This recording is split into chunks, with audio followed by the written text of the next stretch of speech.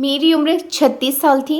मेरा नाम पूजा था और मैं अपने घर की सबसे आखिरी लड़की थी जिसकी शादी होना बाकी था। और शादी इसलिए नहीं हो रही थी क्योंकि मेरा वज़न बहुत ज़्यादा था। जो भी आता मेरे मोटापा को देखकर वापस चला जाता। अब मेरा दिल टूटने लगा था। मैं अपने मोटापे को कम करने के लिए कई नुस्खा कर रही थी मगर कोई भी काम नहीं आया। इन्हीं दिनों अम्मा ने देख देख कर भाई की शादी कर दी क्योंकि मेरी वजह से भाई की भी शादी रुकी हुई थी और भाई अब मुझे बतवाएं देने लगा था। अम्मा ने सोचा बेटी की शादी तो कर ही दूंगी, अब बेटे की शादी पहले करती हूँ, बहू घर आएगी तो कोई ना कोई नया रिश्ता हाथ आएगा। और फिर अम्मा ने भाभी को शादी करके घर ले आए। भाभी बहुत ही सुंदर थी, वो बहुत ही गोरी चिट्टी थी। उसे जो भी देखता देखते ही रह जाता था। मैं बहुत खुश हुई थी लेकिन मुझे थोड़ा सा जलन भी हुआ था। थोड़े ही दिनों में मेरी भाभी से दोस्ती हो गई थी। भाभी मुझसे बातचीत नहीं करती थी लेकिन मैं उसे उसके स्मार्टनेस का राज पूछना चाहती थी। कुछ दिनों में ही हमारी बहुत अच्छी दोस्ती हो गई। अब भाभी मुझसे कहती कि तुम भी जल्दी से शादी कर लो। भाभी से पूछती थी कि मैं शादी कर लूँ तो मेरे पास तो ना ही आप जैसे खूबसूरती ना ही मेरा वजन ऐसा है कि कोई मुझे नज़र भर के देखे। भाभी बोली इसमें क्या है, मैं तुम्हारा सारा इलाज कर दूंगी। मैं भाभी को हैरान होकर देखने लगी कि भाभी मेरा इलाज कैसे करेगी। वो बोली कपड़ा बदल लो, हम डॉक्टर के क्लिनिक चलते। मैं बहुत ज़्यादा खुश हो गई। मुझे तो यकीन नहीं आ रहा था आज पहली बार किसी ने मुझे डॉक्टर के पास जाने को कहा था, वरना अभी लोग यही कहते कि तू रोटी बहुत खाती है, कम कर ले तो ठीक हो जाएगी। भाभी ने बाहर जाकर एक रिक्शा को रोका, फिर मुझे बड़ी आहिस्ता के साथ उसमें बैठने को कहा। बोली चलो मैं तुम्हें क्लिनिक में लेकर चलती हूँ। मैं बहुत खुशी खुशी भाभी के साथ बैठी। हम तकरीबन आधे घंटे में एक क्लिनिक में पहुँचे थे मगर मुझे बड़ी हैरत हुई थी कि इस क्लिनिक पर कोई बोर्ड वगैरह नहीं लगा हुआ था, ना ही इसमें ज़्यादा लोग थे। मेरी जैसी कुछ औरतें वहाँ बाहर बैठी हुई थी जबकि कुछ औरतों के चेहरे पर बड़े बड़े दाग दाने और धब्बे थे। उनको देखकर मुझे अपना काफ़ी बेहतर लगा। थोड़ी ही देर बाद एक लड़की अंदर आई, उन सब औरतों को देखने लगी जो कि उस कमरे में बैठी हुई थी। फिर उसकी नज़र मुझ पर पड़ी तो उसने अजीब से अंदाज में मुस्कुराते हुए मेरी भाभी को इशारा किया। भाभी ने भी उसे इशारों से ही इशारे में कुछ कहा। मुझे लगा बाहर आ गई वो औरत मुझे देखकर बहुत खुश हुई। भाभी ने मुझे कहा कि यह औरत जो भी पूछे उसका सीधा सीधा जवाब देना, फिर यही तुम्हें बड़ी डॉक्टरनी के पास लेकर जाएगी, इससे तुम्हारा मसला हल हो जाएगा। मुझे क्या पता था कि मेरी किस्मत बदलने वाली है और भाभी पर भरोसा करके मैं एक बहुत बड़ी गलती करने वाली हूँ। वो लड़की मुझे एक कमरे में लेकर गई। वहाँ पर भाभी मौजूद नहीं थी। मुझसे कहने लगी तुम्हारे मोटापे को नापना पड़ेगा, पता लगाना पड़ेगा कि तुम्हारे शरीर में पानी कितना है और चर्बी कितनी है। तुम इस बेड पर लेट जाओ और मैं मशीन लेकर आती हूँ। मैं बहुत हैरान हुई लेकिन भाभी ने कहा कि चुपचाप इस औरत की बात मान लेना, ऐसा ना हो कि बाद में कोई दिक्कत हो जाए। मैंने फ़ौरन ही बेड पर लेटकर उसके कहने के मुताबिक आंखें बंद कर ली। उसके बाद भगवान जाने क्या हुआ, मैं नहीं जानती। कुछ ही देर गुजरे थे कि आवाज़ आने लगी। शायद वो औरत कमरे में दाखिल हुई। फिर क्या था, मेरी आँखें पर किसी ने पट्टी बांधी। मुझे बहुत डर लगने लग गया था क्योंकि भाभी भी आसपास नहीं थी। पट्टी बांधने के बाद मुझे कुछ पता नहीं चला। फिर जब मेरी पट्टी खोली गई तो मैं बिल्कुल वैसी ही की वैसी थी। मुझ में कोई बदलाव नहीं आया था और ये पूरी घटना तकरीबन 5 से 7 मिनट का था। अब मुझे अपने पूरे शरीर में जलन सी महसूस होने लगी। मैंने उस औरत से पूछा कि ये क्या था, मेरे साथ तुमने क्या किया है। बोली कि मैंने तुम्हारा अल्ट्रासाउंड किया है, इसमें हैरान करने वाली कोई बात नहीं है। अल्ट्रासाउंड मेरे दिमाग में फिर से बातें करने लगी। अल्ट्रासाउंड तो उन औरतों का किया जाता है जिनको कोई बच्चे वगैरह का प्रॉब्लम हो। फिर अल्ट्रासाउंड के लिए पेट पर एक खास किस्म का पानी लगाया जाता है और मशीनें भी दूसरी होती है। इस औरत ने तो मुझे हाथ तक नहीं लगाया है। फिर कौन सा अल्ट्रासाउंड था जो बिना देखे हो गया, मुझे अजीब लग रहा था। फिर वो मुझे अपने सामने बिठाकर मुझसे बातें करने लगी कि तुम्हें कब से मोटापा है, खाली कितना हो। मेरी सारी बातें जो मैं बोल रही थी वो एक कॉपी में लिखती जा रही थी। यहाँ तक कि सारी जानकारी पूरी हो गई तो उसने मुझे कहा अब तुम बाहर जाओ और अपनी भाभी को अंदर भेजो। मैं डरते डरते बाहर चली गई। मुझे तो पता नहीं था कि मेरा वज़न कम होगा या नहीं। भाभी को मैंने अंदर कमरे में भेज दिया, खुद मैं दरवाजे के बाहर खड़ी हो गई। मुझे कुछ अजीब सा लग रहा था कि मैं यहाँ खड़ी रहूँ, तभी दरवाजे के करीब जाकर खड़ी हो गई तो मेरे कानों में भाभी और उस औरत की बातें पड़ने लगी। यूँ कहिए कि बातों की आवाज़ पड़ने लगी। तभी मुझे अंदर से हंसने की आवाज़ आई। तब मैं हैरान हो गई कि भाभी इस औरत से अच्छी दोस्ती है। इसे जानती थी पहले से ही, क्योंकि उन दोनों के हंसने की आवाज़ें बाहर तक आ रही थी। मैं कुछ कर नहीं सकती थी, मेरी भाभी ही मेरा सब कुछ थी। भाभी थोड़ी देर के बाद कमरे से बाहर आई, उनका चेहरा बिल्कुल सपाट था। कहने लगी, जल्दी से घर चलो, अब काफ़ी देर हो गई है, तुम्हारा भाई भी आने वाला होगा। मैं भाभी की इस हड़बड़ी को समझ नहीं पाई। मैं उसके पीछे पीछे आ गई। भाभी ने तुरंत ही जाकर रोड पर एक रिक्शा को रोका और उसमें बैठी। रास्ता पूरा भाभी ने मुझसे कोई बात नहीं की, वह गुमसुम रही थी। आधे घंटे में हम घर पहुंचे। भाभी ने रिक्शे वाले को पैसे दिए और वापस भेज दिया। रिक्शा वाला मुझे देखकर बड़ी अफसोस भरी नज़रों से देख रहा था। लगता था जैसे उसे कुछ मालूम हो, वो मुझे बताना चाहता था। उसने मुझे आवाज़ भी दी, रुकिए, बात सुनिए। भाभी ने उसे झिड़क कर वहाँ से भगा दिया था। मैं बहुत परेशान हुई। मेरा तो दिल चाह रहा था कि मैं भाभी से सारी बातें पूछ लूँ, उनसे कहूँ कि मैं भाई को ही बता दूंगी, लेकिन मैं क्या कर सकती थी। मेरा वज़न बहुत ज़्यादा था, इसके लिए भाभी ने ही मेरा इलाज करवाया था। जैसे ही हम घर में प्रवेश किए, भाभी मुझसे बिना बात किए सीधे अपने कमरे में चली गई। मुझे लगा वो उस इलाज के बारे में कुछ तो मुझे बताएंगी, मगर ऐसा कुछ भी नहीं हुआ। भाभी अपने दरवाजे को बंद कर दी। मैं बाहर भूत की तरह खड़ी देखने लगी। काफ़ी देर भाभी का इंतज़ार किया, मगर वो कमरे से बाहर नहीं निकली। मैं इसी तरह अजीब अजीब ख्याल सोचकर अपने कमरे में आ गई। तभी अम्मा ने मुझे बुलाया और कहा कि भाभी तुझको बुला रही है। मैं बाहर गई तो भाभी बहुत खुश लग रही थी। मेरे गले लगकर बोली, तू तो मेरी सबसे अच्छी बहन है, मैं आज बहुत खुश हूँ, तेरा इलाज हो ही जाएगा। मुझे बहुत खुशी हुई। भाभी के चेहरे से खुशी के रंग झलक रहे थे। उन्होंने मुझे अपने पर्स से 1000 रुपये निकाल कर दिए और बोली, जो भी दिल करे मेरी तरफ से खा लेना। मैं परेशान होकर बोली, भाभी तुम मुझे मोटापे के इलाज के लिए लेकर गई थी, अब खाने के लिए मुझे पैसे दे रही हो, क्या बात हुई है? मेरे पूछने पर भाभी हंस पड़ी और इसमें क्या बात है, तुम खाना पीना कर लो, कल से तुम अच्छी तरह से डाइटिंग करना और मैं तुम्हारा इलाज भी करूँगी। और हाँ, उस डॉक्टरनी ने तो मुझे दवा भी दी है, उस दवा से 2 हफ्ते में तुम्हारे पेट की चर्बी पिघल कर ख़त्म हो जाएगी। ये बात सुनकर मैं बहुत खुश हुई। अच्छा सच में? मुझे तो लगा था इसमें कुछ खतरे वाली बात है, यही कि शायद मेरा इलाज भी ना हो पाए। मेरी भाभी हंस पड़ी और फिर बड़ी हैरानी से मुस्कुराहट चेहरे पर सजा कर बोली, तुम्हारा मुमकिन है मेरी जान, बस तुम्हें थोड़ा सब्र करने की ज़रूरत है। भाभी की ऐसी बातें सुनकर फिर से मैं एकदम शांत हो गई। इस तरह बातें चल ही रही थी कि मेरा बड़ा भाई भी घर आ गया। मैंने और नवीन ने खूब मज़ा किया। हम लोगों ने बाहर से खाना मंगवाया और खाना, इन सब में अपनी दवा के बारे में मैं भूल ही गई थी। सब कामों से फ्री होकर भाभी मेरे कमरे में आई। उनके हाथ में एक छोटी सी शीशी की बोतल थी। मेरी तरफ देखते हुए बोली, डॉक्टरनी ने मुझे दी है, इसमें क्या होगा? ये तो बहुत छोटी सी और थोड़ी सी दवा है, मैंने कहा था। तो उन्होंने कहा, नहीं, ये असरदार दवा है। यह कहकर भाभी ने वो बोतल मुझे दिखाई। उसमें किसी खास किस्म का तेल था। भाभी ने मुझे बताया कि इसे नाक में डालकर रात भर सो जाना, सुबह उठूँगी तो तुम्हारा वज़न कम होने लगेगा, जिसमें बहुत सारे बदलाव शुरू हो जाएंगे। भाभी की बात सुनकर मैं बहुत खुश हुई। भाभी ने कहा कि यह दवा बहुत महंगी है, मैंने तुम्हारे लिए 10,000 रुपये की ली है, इसको बहुत ख्याल रखना, एक एक कतरा तेल का नाक में डालती रहना, इससे तुम्हें बहुत ज़्यादा मदद मिलेगी। मैं भाभी की बात सुनकर बहुत खुश हुई और अचानक भाभी को कुछ याद आया और वो बोली, बात सुनो, तुम इस दवा को खाने के बाद अपने कमरे में ही रहना, इधर उधर ना जाना, इससे नींद बहुत आती है। जी भाभी, कहीं नहीं जाऊंगी।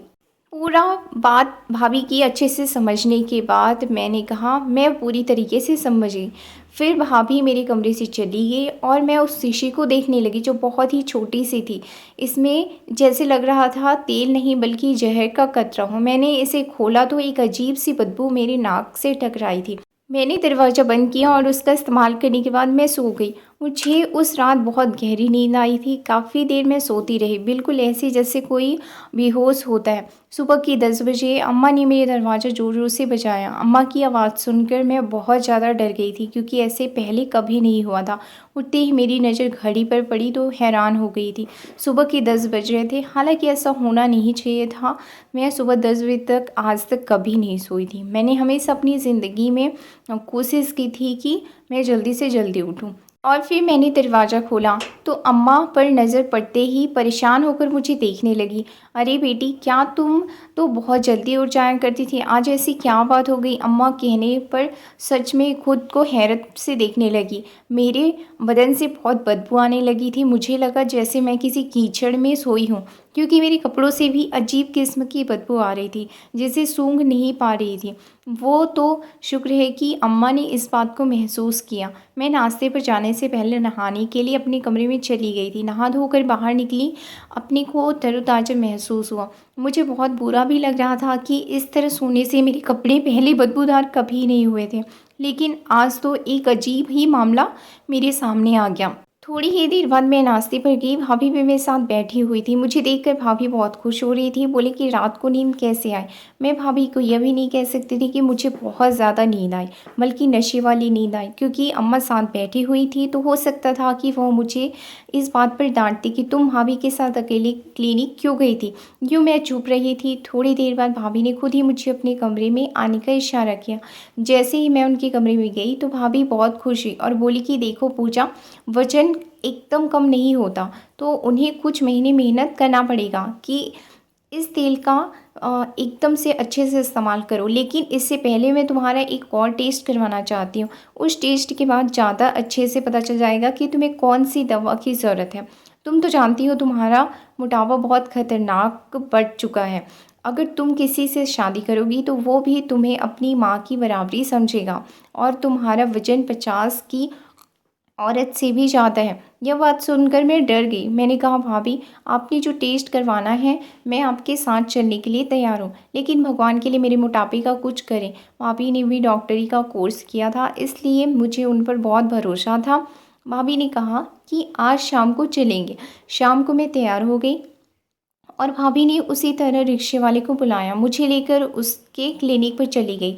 इस बार मुझे डर थोड़ा कम लग रहा था, क्योंकि हम पहले भी यहाँ आ चुके थे। भाभी बोली तुम इसी तरह कुर्सी पर बैठ जाओ, मैं थोड़ी देर बाद डॉक्टर साहिबा को लेकर आती हूँ। मैं कुर्सी पर बैठी, डॉक्टर कुछ मिनटों में आई। फिर वो आती ही मुझसे कहने लगी अब पतली नज़र आने लगी हो। यह कहकर वो बुरी तरह हंसने लगी, जबकि मैं हैरान थी कि ऐसा तो किसी ने आज तक नहीं कहा था कि मैं पतली लग रही हूँ।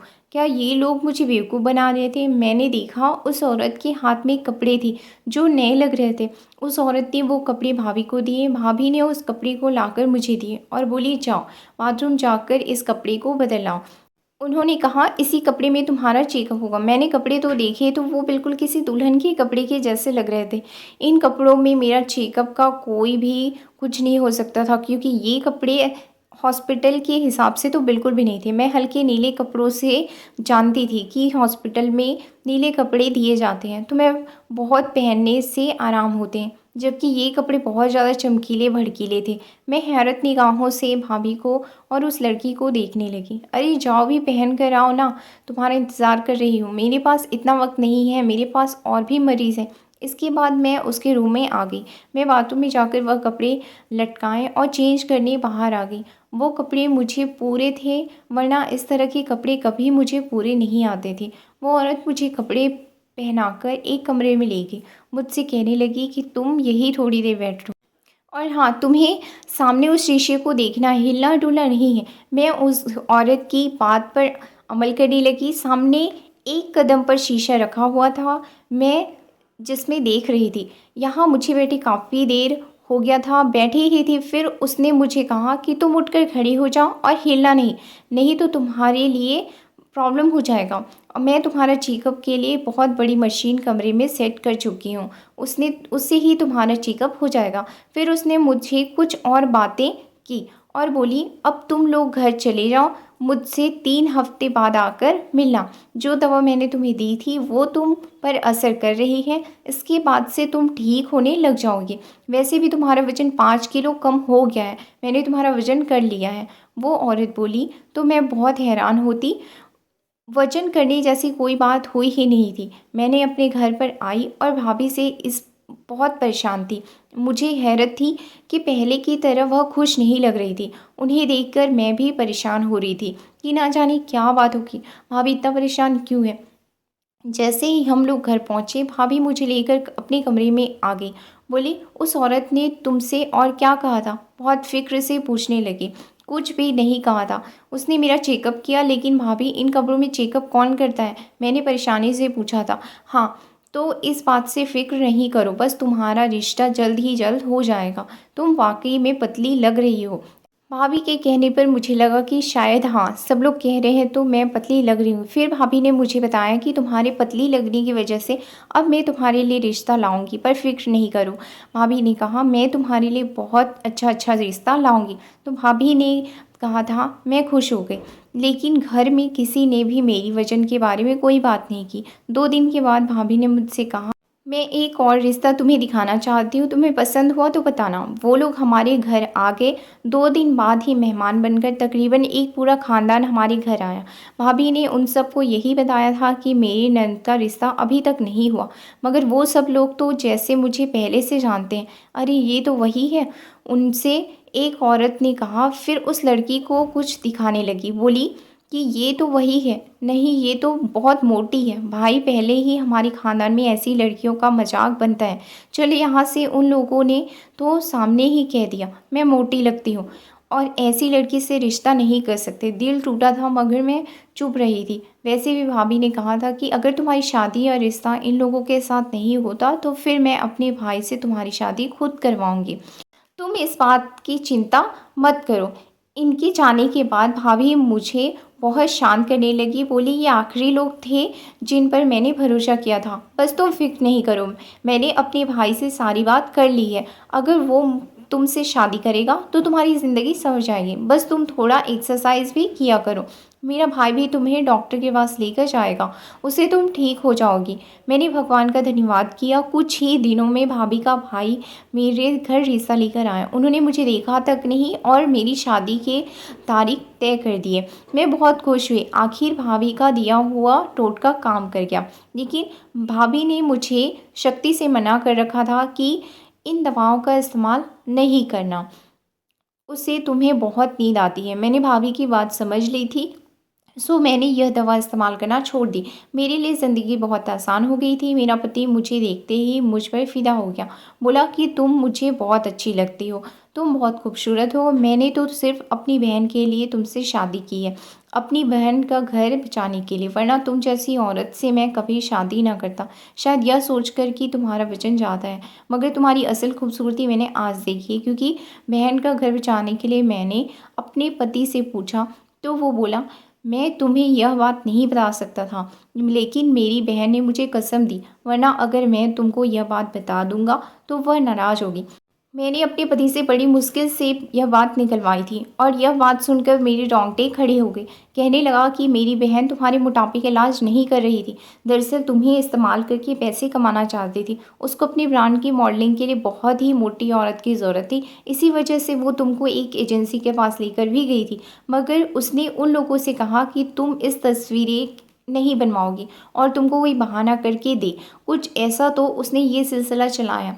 1-2 तस्वीरें तुम्हारी मैगज़ीन में भी छप गई। लेकिन इस बात पर तुम्हारी भाभी बहुत परेशान हुई क्योंकि तुम मशहूर होने लगी थी और यह बात अगर तुम्हारे भाई को पता चल जाती तो वो मेरी बहन को तलाक दे देता। बस इसलिए उसने तुम्हारी शादी का बंदोबस्त मुझसे कर दिया।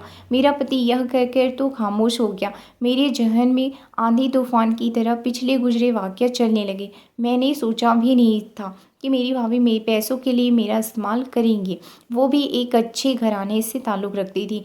लेकिन अच्छी बात यह थी कि उसने अपने नुकसान का भुगतान कर दिया था। अपने भाई से मेरी शादी का कर दिया था ताकि मैं ज़माने भर में जलील और रुस्वा ना हूँ। अपनी भाभी से कुछ कह नहीं सकती थी। मेरे पति ने मुझे कसम दी थी, वरना भाभी मेरे सामने बहुत शर्मिंदा होगी। ही गाइस, अगर आपको कहानी अच्छी लगी हो तो वीडियो को लाइक करना मत भूलिएगा और अच्छी कहानी सुनने के लिए इस चैनल को सब्सक्राइब कर लीजिए। Thank you.